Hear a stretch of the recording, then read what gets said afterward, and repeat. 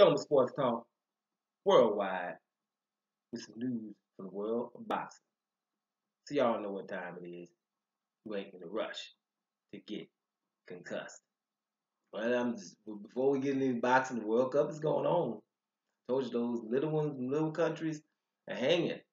Giving the Europeans a little problem. Senegal and beat Poland, right? So stuff is going down. You know, it's just one for the little guy at the beginning. Let the tournament warm up a little bit, but the little guy's just not having it so far. Makes it a little bit interesting, for the people that are more indifferent. Right? So that's pretty cool to watch. Now, I didn't think I was gonna have to do this no more. I thought it was pretty much over, but it is what it is.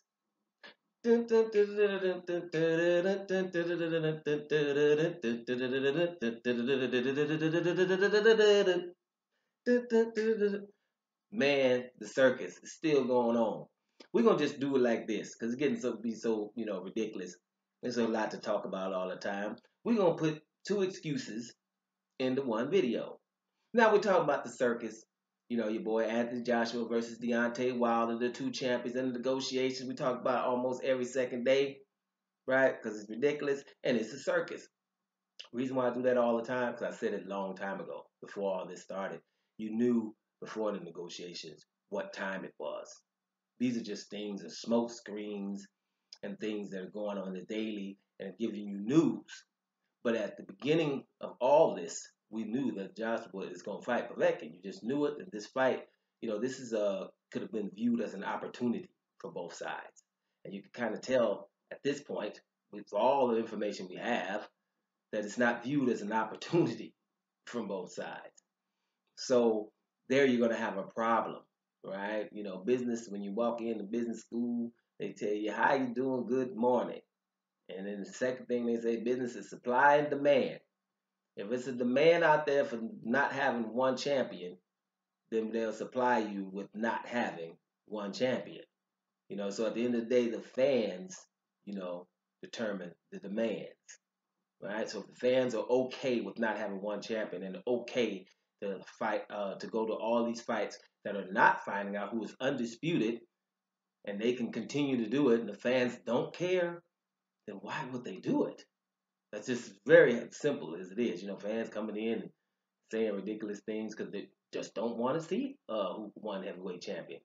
So that is what it is. Now, some newest excuses.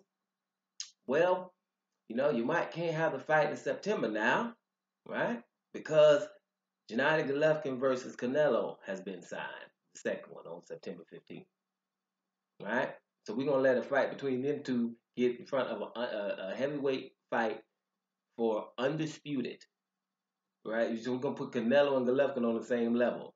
Like Canelo's the best, 154, 160? Told you before, right? Just coming off of a doping issue. Gennady Golovkin fought anybody except a mandatory on May 5th. That fight is going to get in the way because Canelo's Mexican and he's fighting on the Mexican holiday. No, you bombard that, right? You're the heavyweight, unified, undisputed belt. You bombard that day. You don't need just giving people days, earn them. Just not just because it's your Mexican day. I wouldn't do nothing in Black History Week then. You know what I mean? What's up with that? That's no, it's boxing. I'm thinking Mexicans will enjoy a heavyweight championship match to decide who's the baddest dude on the planet. Don't act like Mexicans wouldn't enjoy that on their day, right? They'd be like, shoot, we got a day with two fights. This is cool. Or one other one has to go, but not for the undisputed heavyweight championship. So that's one of the excuses, Another one is, well, we ain't gonna make no fight and just have 8 weeks notice. An 8-week camp has to be the best camp. Can't be an 8-week camp. I mean, whatever. You know what I mean? But I'm just saying we just fought Carlos Takam on 12 days notice for Takam fought, right? So just telling you, how important this fight really is and how fearful or respectful, let's put it like that, they are of Deontay Wilder and his talent and what he brings to the table. Because they ain't going in there with 8 weeks. I mean, they didn't say 3, 8. Of course, this is a big fight. You have to do promotion and all those good things, right? But we don't matter. Let's be real. If we would have started right at the beginning, right, back in February, letting before the other match, letting Deontay come to the match, hyping it then, signing it back then, giving the man 60-40 right at the beginning, or even taking the 50 million you got offered. That was all 12 weeks outside of the fight date.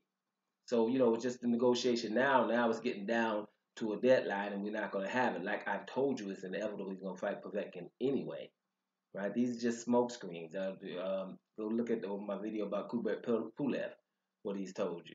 It's the same similar type of thing. So, whatever with this fight, it gets tiring, because you just know what it is, and you just hear things, and constantly something else being said. At the end of the day, this fight won't be next, right? It probably won't be in February either, right? Let's just see what happens. But the two newest excuses, you just heard it. Can't have this fight on 8 weeks notice. We ain't having it on 8 weeks notice. And hey, we can't fight on September 15th, man. Gennady Golovkin and Canelo fighting then, right? So that's it. We gotta wait to February, so called. Telling y'all that might not happen either. Doing Sports Talk worldwide, and I'm up out of here.